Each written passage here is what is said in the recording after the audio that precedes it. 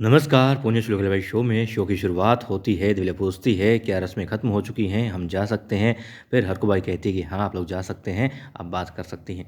अब देवी अहिल्या पूछती है क्या हम अकेले में बात कर सकते हैं, युवराज से कहती हैं वो। और खंडेराव कहते हैं ठीक है, लेकिन मैं पहले आपको कुछ दिखाना चाहता हूँ। और उनके सामने वो उपहार लाते हैं, बहुत सारे उपहार लाए, सब देख कर हैरान रह जाते हैं। वो कहते हैं कि आपके पसंदीदा फल हैं। सब हंसती हैं और देवी अहिल्या भी खुश हो जाती है। और फिर पार्वती परेशान नजर आती है। देवी अहिल्या कहती है कि आप मेरी पसंद का सब कुछ लेकर के आए हैं, लेकिन मेरे लिए जो सबसे खास है वो यहाँ पर नहीं है, वो इन टोकरियों में भी नहीं है। अब युवराज खंडेराव कहते हैं कि ठीक है, तुम बताओ तुम्हें क्या पसंद है, जो तुम कहोगी मैं तुम्हें लाऊंगा। आज के दिन तुम जो कहोगी मैं तुम्हें मना नहीं कर सकता, वादा करता हूँ जो भी तुम्हें चाहिए वो मैं तुम्हें दूंगा। देवी अहिल्या उनके साथ में एकांत में जाने लगती है। तब युवराज कहते हैं अरे पहले कुछ खा तो लो। उनको लड्डू खिलाते हैं। और रखमाबाई कहती हैं कि उसकी मांग कभी खत्म नहीं होती। पार्वती कान में ये बात कहती है रखमाबाई, जब देवी अहिल्या और युवराज वहाँ से जा चुके होते हैं। और रखमाबाई कहती है पता नहीं क्या मांगेगी, इतना कुछ तो उसे मिल चुका है, मगर उसकी मांग है कभी पूरी नहीं होती और रिश्ते में दूरियां ला सकती है। ये मांग, ये बात किसके दिल में आ रही है? ये बात आ रही है गौतम भाई साहब के दिल में, कि देवी अहिल्या जो मांगने वाली है कहीं वो युवराज और देवी अहिल्या के दिलों में, उनके रिश्तों में दूरियां न ला दे। अब देवी अहिल्या कहती है मल्हार सरकार ने जाने से पहले सिंहासन के बारे में आपको कुछ बताया था? अब युवराज कहते हैं कि हाँ बताया था, वो कुर्सी के पायों के बारे में। देवी अहिल्या कहती है हाँ उनके बारे में और अनजाने शत्रुओं के बारे में। युवराज कहते हैं कि हाँ बताया था, लेकिन ऐसी कोई बात नहीं है, गुनू जी हमारे बहुत ही विश्वास पात्र हैं।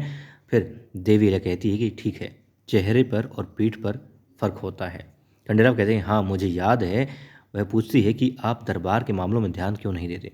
अब युवराज कहते हैं मैं सब जानता हूँ, सब ध्यान दे रहा हूँ, उनसे पूछता रहता हूँ क्या कर रहे हैं, कैसे कर रहे हैं। दरबार में जो भी काम हो रहा है मुझे उसके बारे में पूरी खबर रहती है और मैं हर बात के बारे में पता करवाता रहता हूँ। फिर देवी कहती है कि पता करने में और करवाने में बहुत अंतर होता है युवराज।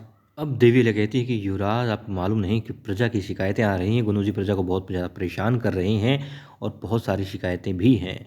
वो कहते हैं मैं सब जानता हूँ। देवी अहिल्या कहती है कि आप सब बातें नहीं जानते, उन्होंने लगान बढ़ा दी किसानों पर और जो बुनकरों पर है बहुत ज़्यादा कर लगा दिया है। वो बेचारी हमारी रीढ़ की हड्डी है और टूट जाएगी वो रीढ़ की हड्डी, वो लोग काम छोड़ देंगे तो हम क्या करेंगे। तब गुनू जी के बारे में कहते हैं युवराज खंडेराव कि आपको मालूम नहीं कि जो कर बढ़ाया है उससे 10% राजस्व बढ़ गया है चंद दिनों में ही। और ये स्वाभाविक है कि किसानों को समस्या होगी, रुचि बढ़ेगी घटेगी जो भी है, धीरे धीरे आदत हो जाएगी उनको। देवले कहती हैं कि किसान और कलाकार हमारी जड़ें हैं, हम उन पर बोझ नहीं डाल सकते।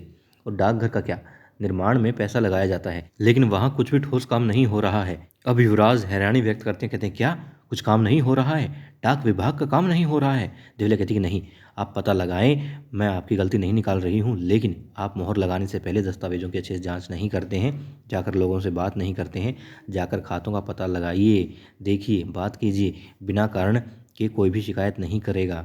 अब युवराज कहते हैं कि ठीक है, मैंने तुमसे कहा था कि तुम जो मांगोगे मैं तुम्हें दूंगा, तो मैं दरबार जाऊंगा और गुनू जी के द्वारा किए गए सारे कामों का ब्यौरा मैं लूंगा, चिंता मत करो, सारे दस्तावेज उनसे प्राप्त कर लूंगा, निरीक्षण करूंगा और पता लगाऊंगा। अब देवी लय मुस्कुराती है और वहाँ पर गोमती उसकी माँ कृष्णा की प्रतीक्षा कर रही होती है और याद करती है कि कृष्णा को कैसे प्रताड़ित किया जाता है।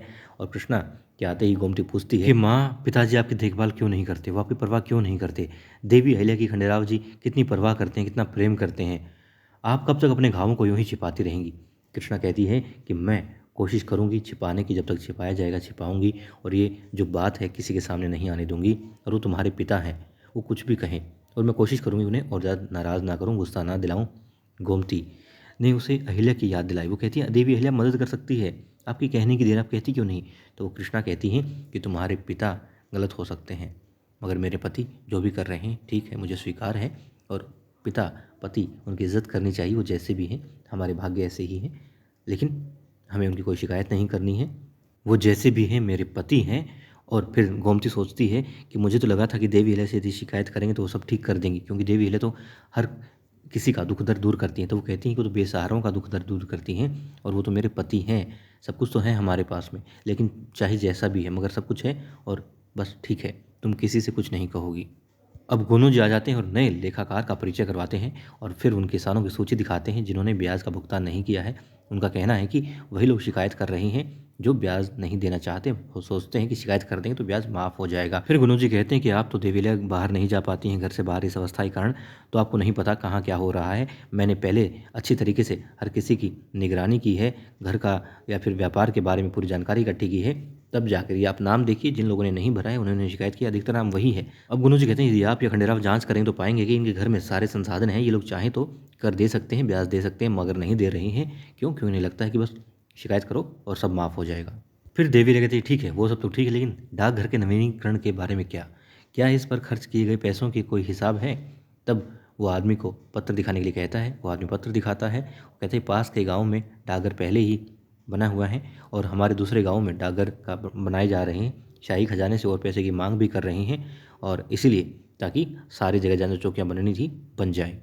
फिर वो लोग खत भी दिखाते हैं किस तारीख को भेजा गया और किस तारीख को प्राप्त हुआ, सारे दस्तावेज दिखाते हैं जिनमें ज़्यादा अंतर नहीं होता। फिर देवी अहिल्या देखती है कि हाँ गलती तो कहीं पकड़ में नहीं आ रही है, सारे पुख्ता सबूत हैं इनके पास में। फिर गुरु जी कहते हैं कि आप मुझ पर भरोसा नहीं करती हैं देवी अहिल्या, मैं जानता हूँ आप हमेशा मुझ पर शक करती हैं, करती रहेंगी चाहे मैं कितने भी ईमानदारी से काम करूँ, लेकिन एक बार फिर से आप जाँच कर लें दस्तावेजों की। खंडेराव कहते नहीं गुरु जी, आप पर पूरा भरोसा है, और ये तो सिर्फ किसी ने शिकायत कर दी, और आपको पता है अहिल्या किसी की शिकायत हो जाए तो फिर बस जानना चाहती है कि हो क्या रहा है, इसलिए इसने अपनी आत्मसंतुष्टि के लिए ये सब देखा है, वरना कोई शक नहीं है।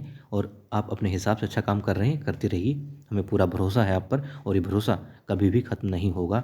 फिर देवी अहिल्या सोचती रहती है और गुरु जी हिसाब किताब को लेकर के वहाँ से चल पड़ते हैं, और गुरु जी अपने खाते से अपने पक्ष के सबूत रखने के लिए कहते हुए बातों को याद करते हैं कि कैसे हमने कहा था कि सबूत बना लीजिए क्योंकि कभी भी देवी अहिल्या मांग सकती है, और इसीलिए उस नए लेखाकार ने सारे दस्तावेज तुरंत प्रभाव से तैयार कर दिए और देवी अहिल्या को शक नहीं हुआ। फिर युवराज खंडेराव कहते हैं कि अब तो तुम्हें विश्वास हो गया ना, गुरु जी अच्छे से काम कर रहे हैं, और देवी अहिल्या मन ही मन कहती है कि हाँ, साथ ही सोच रही होती है कि आखिर कैसे हो गया, कहाँ गलती है और जो मेरे पकड़ में नहीं आ रही है, सबूत तो जुटाने पड़ेंगे क्योंकि कोई ना कोई गलत काम तो यहाँ पर हो रहा है।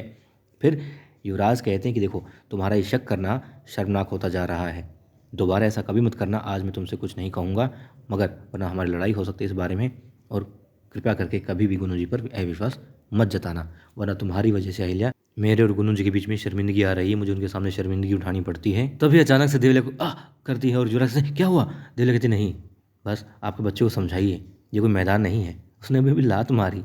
वो कहते लात मारी देखो, और फिर वो अपनी बेबी की किक को महसूस करते हैं, बैठ जाते हैं और महसूस कर रहे होते हैं, कहते हैं मैं आज पहली बार इसको ऐसे महसूस कर रहा हूँ, इसीलिए ये सारे पल जो है मैं संजोना चाहता हूँ, तुम्हारे साथ में इनका आनंद उठाना चाहता हूँ, और ये सब किस वजह से मुमकिन हो पा रहा है? गुन्नू जी की वजह से हो पा रहा है। ये खास पल मैं तुम्हारे साथ अनुभव कर पा रहा हूँ सिर्फ गुन्नू जी की मदद से। तुम चिंता मत करो, मैं दरबार को अच्छी तरह संभाल रहा हूँ, तुम बस अपने स्वास्थ्य का ध्यान रखो।